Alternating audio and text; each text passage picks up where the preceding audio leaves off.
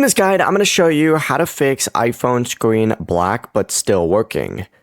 Before we get into this guide, make sure to like the video and subscribe to the channel with all notifications on. It really does help with the channel and it lets us know that you want more content like this. We'd greatly appreciate it. And if at any point throughout this guide you did have any questions, just ask them down in the comment section below and we could help you out further. I'm going to be doing my best to reply to every single comment down there. If your iPhone screen is black, but you could still hear sounds, feel vibrations, or tell that the phone is still on, try doing a force restart. For newer iPhones, just quickly press and release the volume up button, then quickly press and release the volume down button. After that, press and hold on the side power button and keep holding down that side power button until the Apple logo appears on the screen.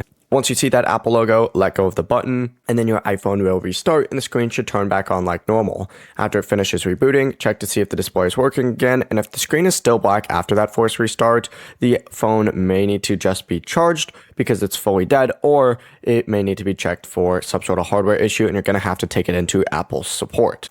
Before you leave this guide, make sure to like the video and subscribe to the channel with all notifications on. It really does help the channel and it lets us know that you want more content like this. We'd greatly appreciate it. And if at any point throughout this guide you did have any questions, once again, ask them down in the comment section below and we could help you out further. I'm going to be doing my best to reply to every single comment down there. Have a great rest of your day though.